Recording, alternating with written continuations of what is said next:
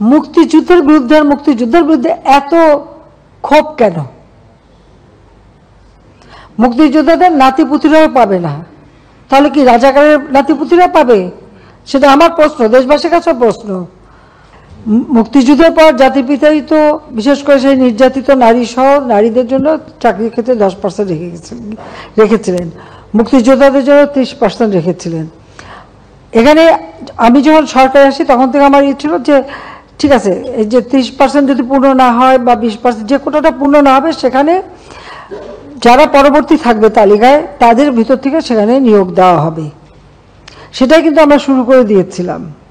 তারপরেও যখন আন্দোলন শুরু হলো সব বন্ধ করলাম, কিন্তু বন্ধ করার পর আজকে ফলাফলটা কি দাঁড়াচ্ছে? আর যতক্ষণ পর্যন্ত আদালত থেকে সমাধান না আসবে ততক্ষণ আমাদের এখানে কোনো কিছু করার থাকে না। এটা বাস্তবতা, এই বাস্তবতা তাদের মানতে হবে। আর যদি না মানে কিছু করার নাই, আর রাজপথে আন্দোলন করেছে, আন্দোলন করতেই থাকবে, তবে কোনো ধ্বংসাত্মক কাজ করতে পারবে না। যতক্ষণ তারা শান্তিপূর্ণভাবে করে যাচ্ছে কেউ কিছু বলছে না, কিন্তু এর বাইরে যখন কিছু করবে, পুলিশের গায়ে হাত দেওয়া বা পুলিশের গাড়ি ভাঙা বা এভাবে আক্রমণ, এগুলি যদি করতে যায় তাহলে তখন তো আইন তার আপন গতিতে চলবে। এখানে আমাদের কোনো কিছু করার নেই। কোটা আন্দোলন করবার আগে তাদের তো পরীক্ষার রেজাল্টগুলি দেখে নেওয়া উচিত ছিল যে কোথায় তারা দাঁড়িয়েছে। আর দ্বিতীয় কথাটা হচ্ছে মুক্তিযুদ্ধের বিরুদ্ধে আর মুক্তিযুদ্ধের বিরুদ্ধে এত ক্ষোভ কেন? মুক্তিযোদ্ধাদের নাতিপুতিরাও পাবে না, তাহলে কি রাজাকারের নাতিপুতিরা পাবে? সেটা আমার প্রশ্ন, দেশবাসীর কাছে প্রশ্ন, যে রাজাকারের নাতিপুতিরা সব কিছু পাবে, মুক্তিযোদ্ধারা পাবে না। অপরাধটা কি?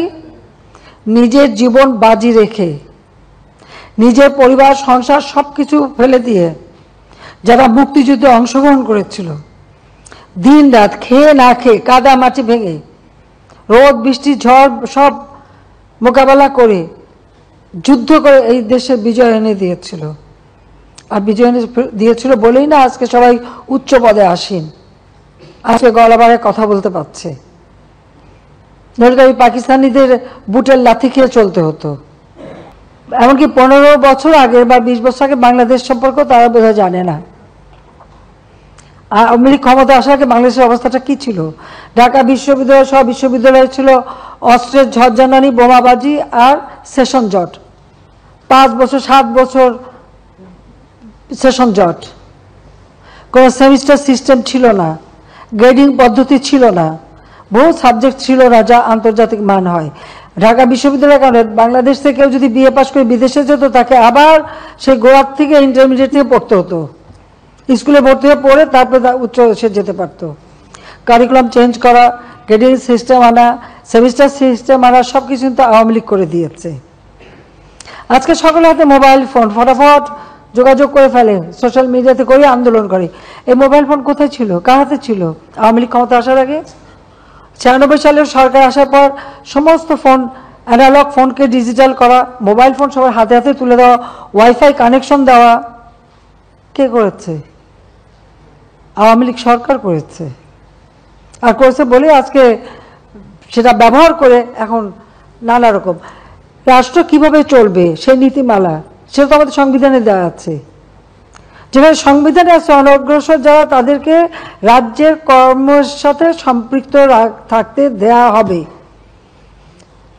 তারা কি সংবিধানটা পড়ে দেখছে কখনো? আর মুক্তিযুদ্ধের বিরুদ্ধে, মুক্তিযোদ্ধাদের বিরুদ্ধে কথা বলার অধিকার তাদেরকে দিয়েছে। যে মুক্তিযোদ্ধা বলল, আমি তার সাথে সম্পূর্ণ একমত যে তারা জীবনে কষ্ট করেছে, কিন্তু দুর্ভাগ্যের বিষয়ে 75-15 আগস্ট জাতির পিতাকে হত্যার পর এমন একটা সময় গেছে যে মুক্তিযোদ্ধা বলতে পারেনি যে আমি মুক্তিযুদ্ধ করি, কারণ হাজার হাজার অফিসার সৈনিকদের জীবন মেরে সাফ করে দিয়েছে। আবার তাদের মাথায় মানে কিছু কিছু পকেট করে নিয়ে তাদেরকে খুব তেল দিয়েছে, কিন্তু আসলে তো মুক্তিযুদ্ধের চিন্তা চেতনা সব কিছুতে মুছে ফেলে দিয়েছিল। মনে হলো যে পাকিস্তানের আবার প্রদেশ হয়ে গেছি আমরা, সেই জায়গায় নিয়ে যাচ্ছিল। সেখান থেকে বাংলাদেশ ফিরে এসেছে, জয় বাংলা স্লোগান ফিরে এসেছে, 7ই মার্চের ভাষণ ফিরে এসেছে। মুক্তিযুদ্ধের এখন ভালো লাগে না, মুক্তিযুদ্ধের কথা শুনলে তাদের মানে গায়ে জ্বর আসে। আর সবথেকে একটা যে দেখলাম খুব অদ্ভুত লাগলো আমার কাছে, মুক্তিযোদ্ধার নাতি সে ভর্তি হয়েছে মুক্তিযুদ্ধ কোটা ইউনিভার্সিটিতে, উনিও বলেন কোটা থাকবে না। তো বেটা তুই তাহলে পদে চলে আয়, পড়াশোনার দরকার নাই। হ্যাঁ, ও বলতে হচ্ছে তুই চলে আয়, তোর পড়াশোনার দরকারটা কি? তুই মুক্তিযোদ্ধার নাতি হিসেবে কোটায় ইউনিভার্সিটিতে ভর্তি হয়ে এখন বলে কোটা লাগবে না, তোকে তো ইউনিভার্সিটি থেকে বের করে দেওয়া উচিত।